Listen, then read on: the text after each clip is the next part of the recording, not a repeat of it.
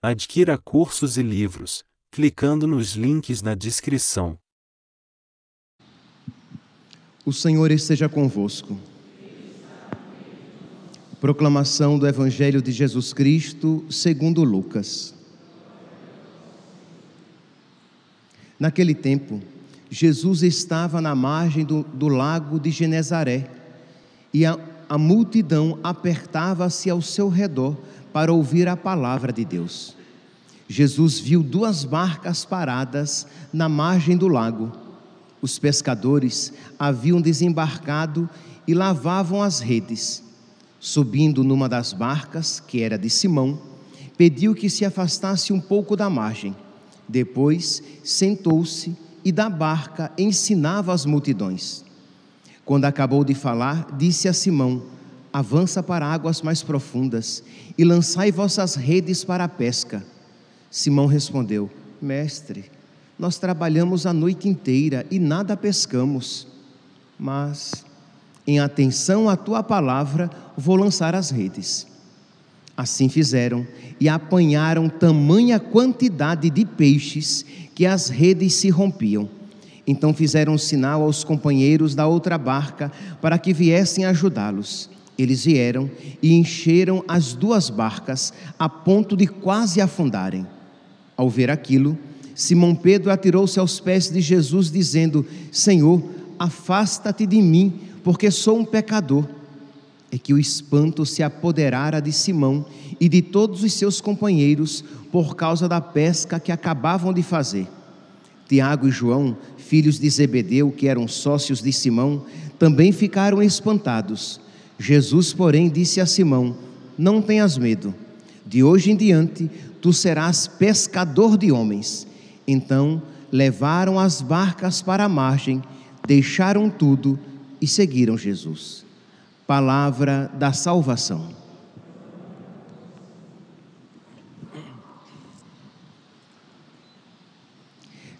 Caríssimos irmãos e irmãs, o Evangelho de hoje nos apresenta o acontecimento da pesca milagrosa e nos dá a ocasião de nós refletirmos a respeito do poder da graça de Deus. Diz aqui, vamos resumir, que Pedro tinha passado a noite tentando pescar, Tiago e João também estavam com ele, passou a noite inteira tentando pescar, não conseguiu, de manhã cedo, cansado, imagine, passou a noite inteira, em claro, então de manhã estava ali, limpando a barca, limpando as redes, remendando, que quando você puxa sujeira, a rede também se rompe, então estava ali, remendando, consertando as redes, limpando a barca, limpando a rede com as sujeiras que tinham pescado, porque peixe que era bom, nada. E diz que nosso Senhor sobe, diz assim que subindo numa das barcas que era de Simão, pediu que se afastasse um pouco da margem. E aqui, Pedro foi generoso e obediente. Ele poderia dizer: Senhor, eu estou cansado. Lembre-se, Pedro ainda não era discípulo de nosso Senhor. Nós estamos aqui num relato, é o relato da vocação de Pedro.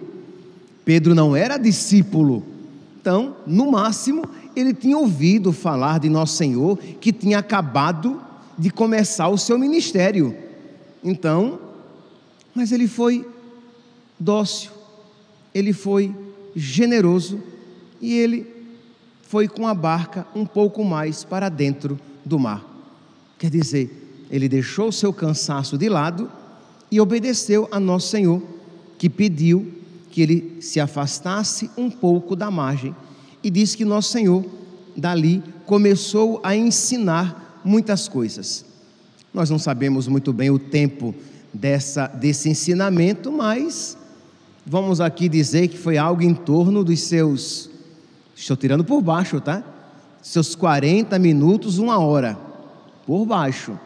Então, nosso Senhor ali, que nosso Senhor passava manhãs inteiras pregando às vezes manhã e tarde inteiras pregando, mas fez ali a pregação. Quando terminou, Jesus disse, versículo 4: quando acabou de falar, disse a Simão: avança para águas mais profundas e lançai vossas redes para a pesca. E diz aqui que Pedro, ele fala: olha, Senhor, nós passamos a noite inteira tentando e não deu em nada. E para o pescador sabe muito bem que a pesca de dia não é muito rentável, não é muito frutuosa. Agora, com o sol alto e com o vozerio das pessoas à margem, com o barulho, os peixes fogem. Mas, Senhor, em atenção, versículo 5: mas em atenção à tua palavra vou lançar as redes. E diz aqui a palavra que a pesca foi milagrosa, foi abundante. Meus irmãos, quando a igreja lê essa passagem, ela sempre interpreta o que esta pesca milagrosa é um sinal da pesca que a igreja realiza na humanidade, porque Jesus termina dizendo que de hoje em diante tu serás pescador de homens. Refere-se a Pedro, refere-se assim a toda a igreja.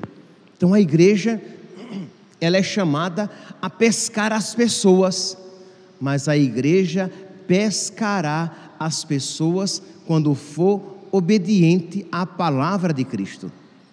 Os pastores, os padres, os bispos, aqueles que têm algum pastoreio, algum trabalho missionário, algum trabalho apostólico, os catequistas, eles ganharão almas para Deus quando eles forem obedientes à palavra de Deus, mesmo que isso venha de encontro, isto é, seja aparentemente contrário à sua racionalidade, isto é, ele perceba que aquilo que Deus pede, que aquilo que Deus propõe, que aquilo que ele está prestes a ensinar, não tem muita racionalidade, que aquilo que ele está prestes a propor como um caminho de vida, não tem muita racionalidade para o homem moderno. Isto é, da mesma maneira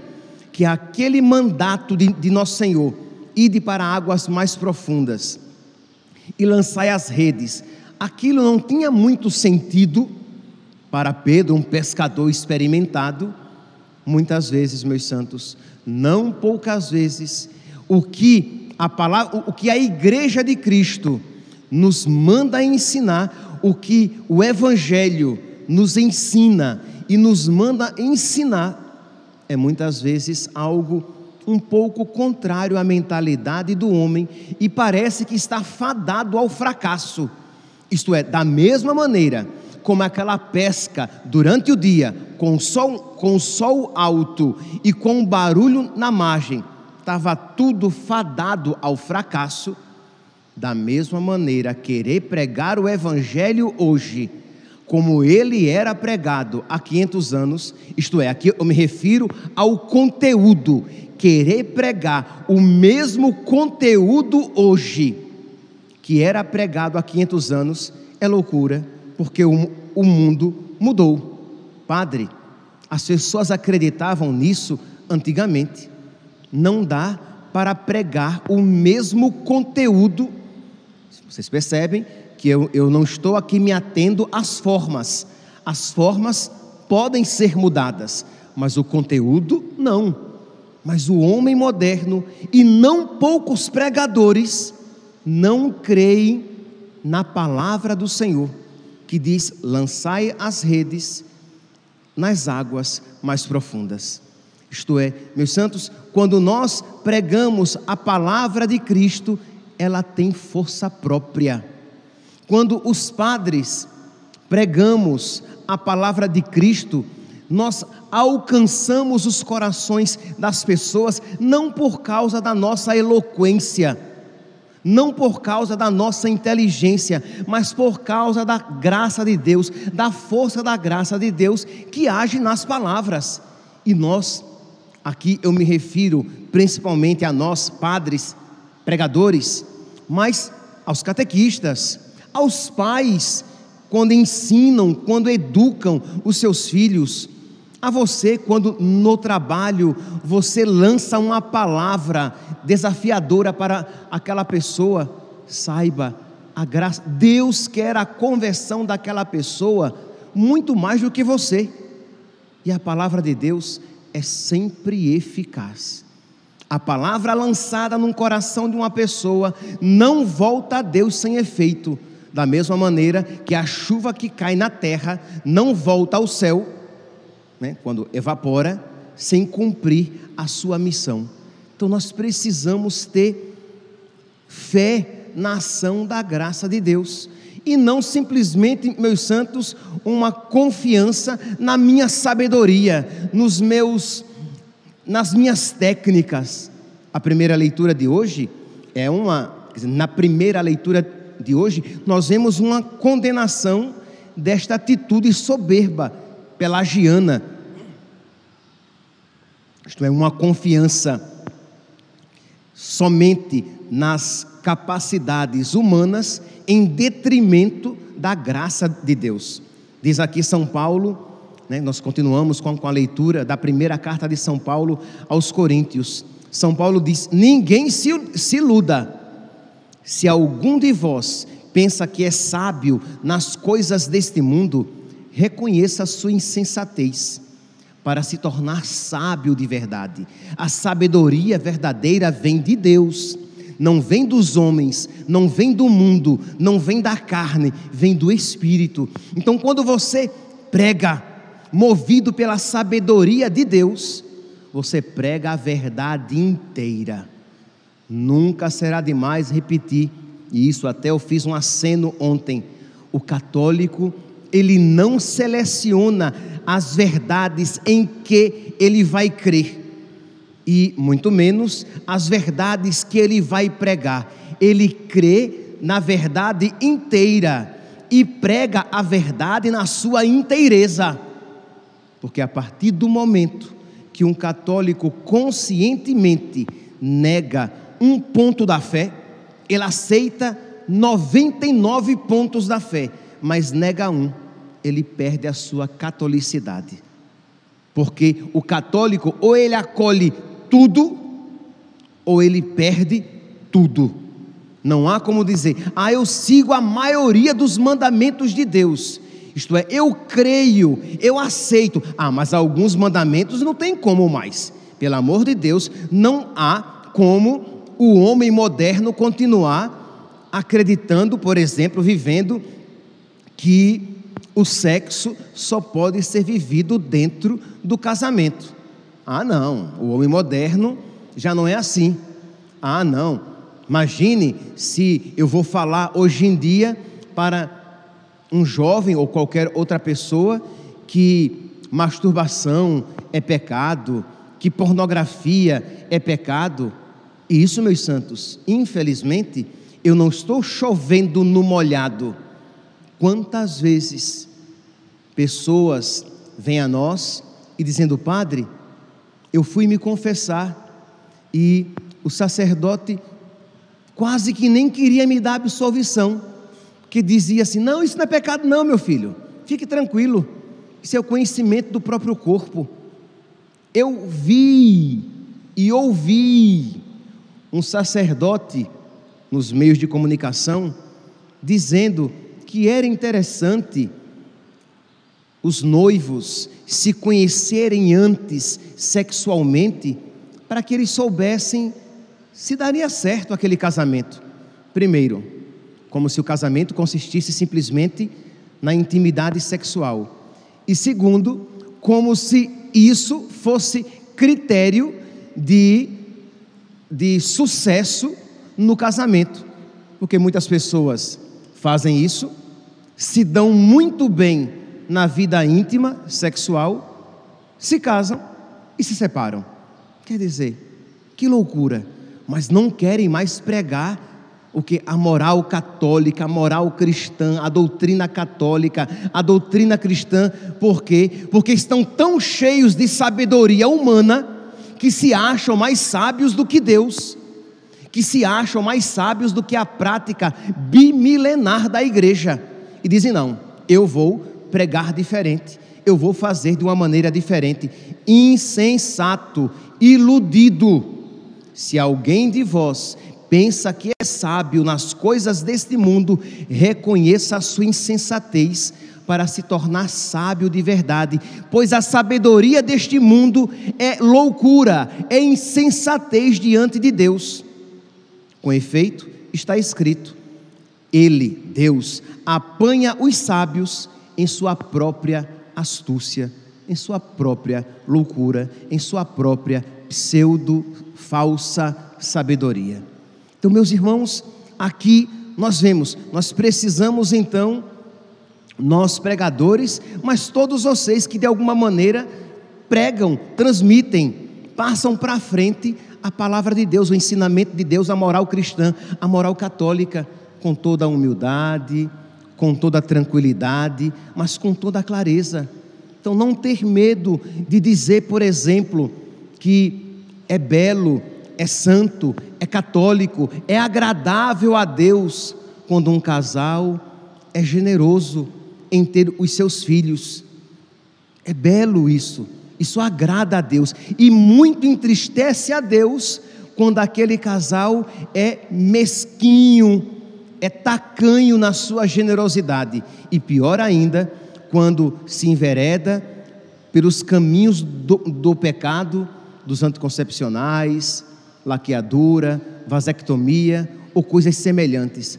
Ah, padre, mas hoje em dia o homem é diferente. Mas a palavra de Deus é a mesma. E ou nós nos adequamos à palavra de Deus, ou teremos a tentação de adequar a palavra de Deus ao que nós pensamos. Não há, meus santos, não há um meio termo. Ou nós procuramos nos submeter, e isso nós, todos nós, sacerdotes, leigos casados, leigos solteiros, religiosos, todos nós, ou nos submetemos, nos renunciamos a nós mesmos e à nossa pretensão de sabedoria, de achar o que é melhor para nós e o que é possível ser vivido. Ah, Senhor, quando o Senhor falou isso, o Senhor não pensava no ano 2000. Não, o Senhor não pensava que em 2022 isso seria impossível de ser vivido. Isto é, imagine aqui a pretensão do homem. Então, de ter esta ousadia, esta coragem de se submeter à vontade de Deus e de ensinar isso às pessoas, de com toda a caridade você chegar não apenas para os seus filhos, mas para outras pessoas e dizer: olha, dizer algo que, sei lá, há 50 anos era a coisa mais óbvia, há 100 anos muito mais óbvio ainda. Olha, se você nasceu com um corpo de menino, você é menino, você é homem. Se você nasceu como menina, você será menina sempre. Você não pode ser o que você quiser.